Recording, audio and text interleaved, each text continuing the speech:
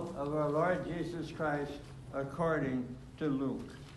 Glory to you, Lord Christ. Jesus told the disciples a parable about their need to pray always and not to lose heart. He said, "In a certain city there was a judge who neither feared God nor had respect for people.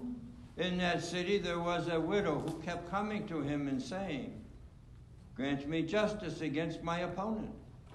For a while he refused, but later he said to himself, 'Though I have no fear of God and no respect for anyone, yet because this widow keeps bothering me, I will grant her justice, so that she may not wear me out by continually coming.' And the Lord said, 'Listen to what the unjust judge says. And will not God grant justice to his chosen ones who cry to him day and night? Will he delay long in helping them? I tell you, he will quickly grant justice to them. And yet, when the Son of Man comes, will he find faith on earth?'" The gospel of the Lord.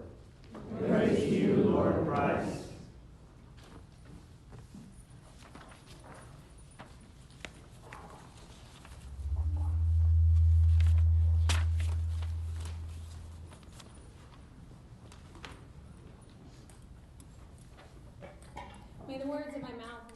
May the words of my mouth and the meditations of my heart be acceptable in your sight, O God. Amen. Please be seated. That was my bad. I forgot to announce the sequence hymn. Sorry.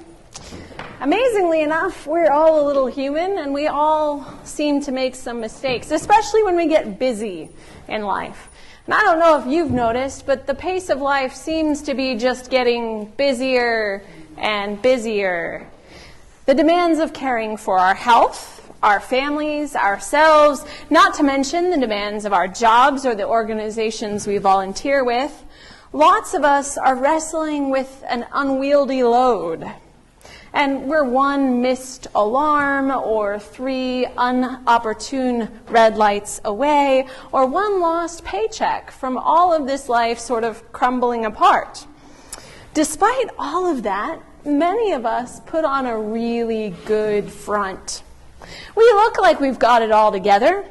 We have beautiful homes, lovely clothes, Pinterest boards, and Instagram snapshots or vacation pictures of when we've got it all together. And when life gets chaotic or messy, we just stop letting people in. Why is that, do you think? In our society, loneliness and isolation is on the rise because we don't want people to see us when we don't have it all together. Or rather, we want people to see us, but we don't want them to see our problems or our struggles. We don't want to be defined by our battles with cancer. We don't want to be labeled as the hot mess of a mom that barely got everybody fed and clothed today, and we're calling it a win. And we don't want other people to know if we're battling depression or mental illness or addiction. We like to share our accomplishments, not our ever-growing to-do list. That's what makes today's scriptures so incredible. Jacob not only doesn't try and hide his struggle, he allows it to become a part of who he is and who he will be for the rest of his life. Jacob's wrestling match leads to a new name, Israel. One who wrestles or grapples or contends with God. But how many of you remember Jacob's bigger story? The lectionary just gives us a little snapshot this moment, but to really appreciate the fullness and the glory of what has happened, we need to zoom out. Jacob was a twin.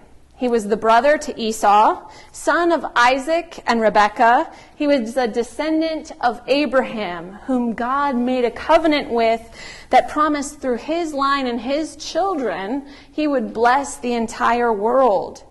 Jacob, although he was the younger son, was the son of this promise. But he didn't always trust in the promise. See, he made a trick with his mother to steal his father's blessing from Esau, which put him at odds and fighting with Esau for years.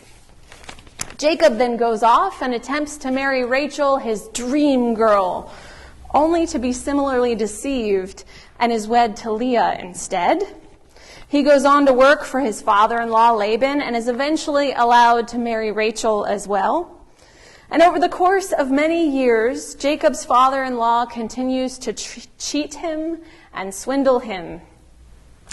Laban, the father-in-law, and Jacob finally reach a tentative peace, and Jacob is finally free to leave, to go with his wives and his children back to his home.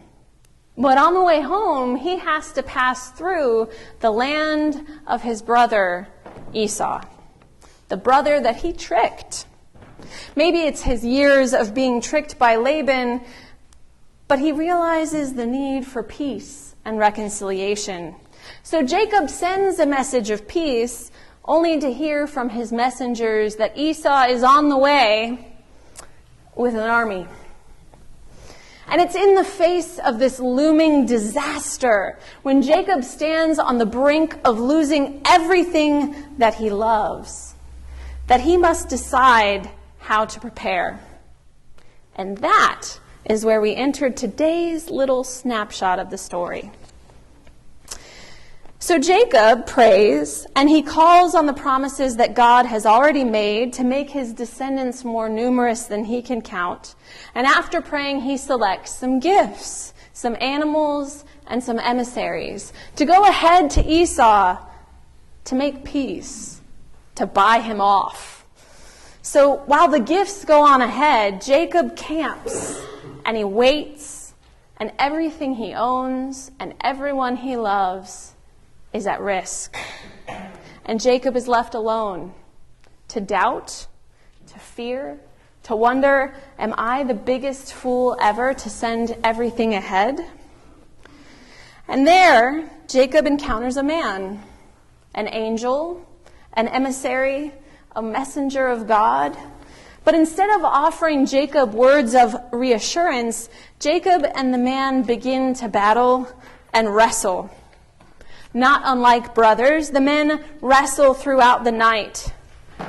The angel doesn't seriously hurt or harm him, and Jacob makes no progress towards peace. Finally, the man says, "Stop it. It's almost daybreak." And Jacob says, "No, not until you bless me.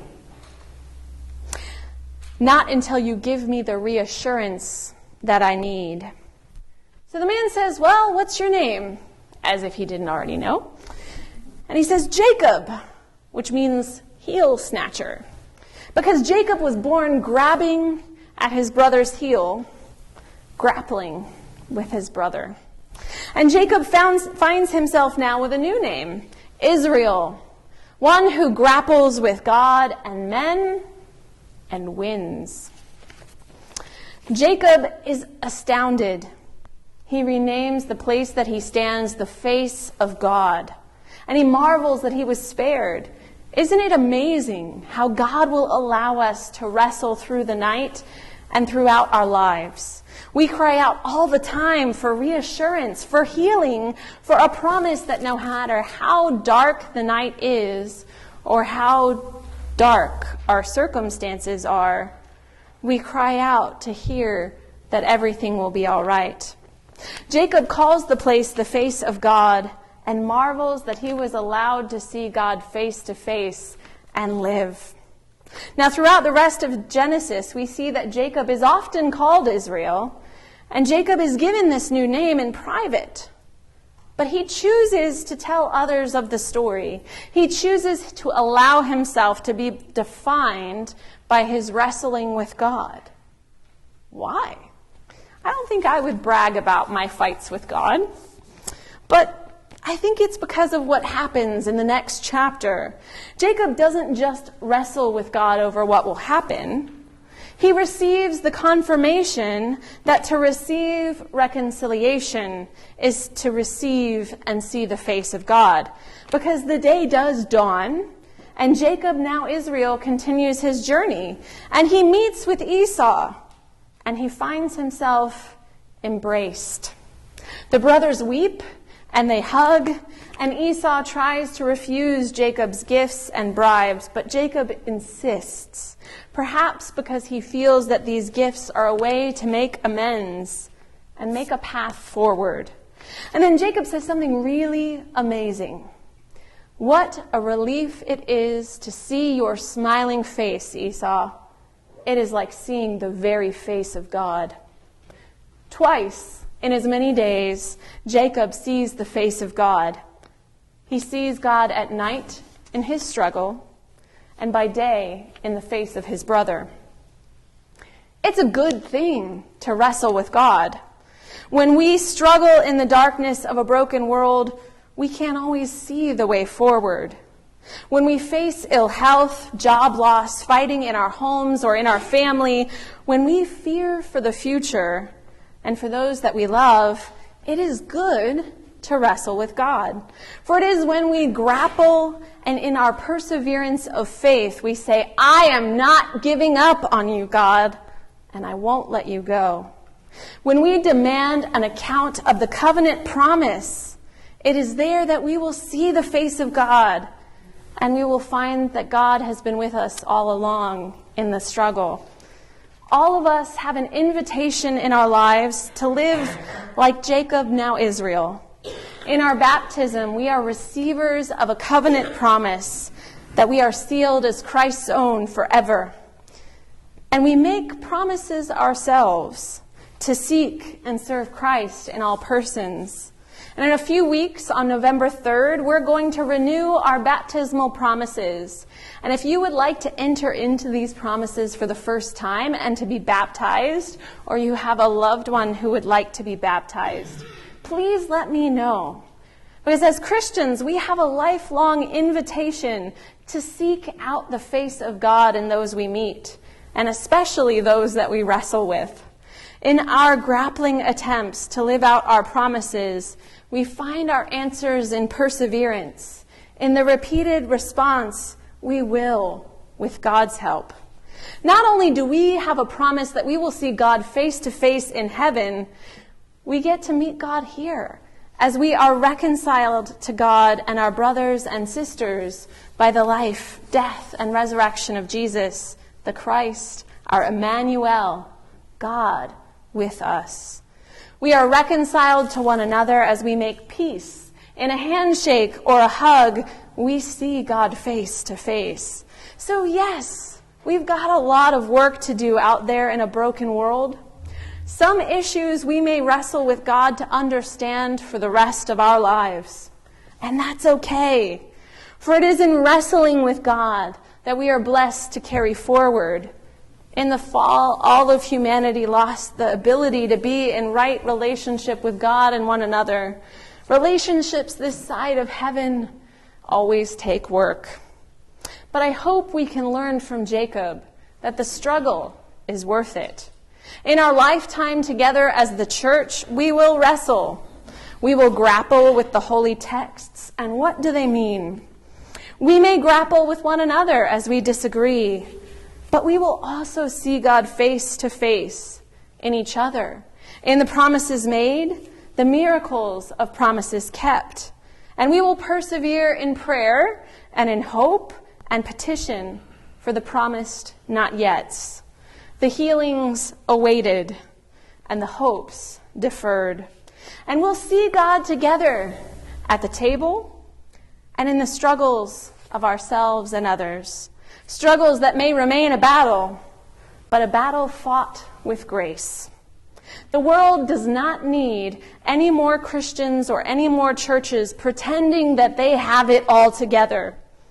The world in Port St. Lucie needs us to be who we are. A beautiful mess of people, united by God's grace.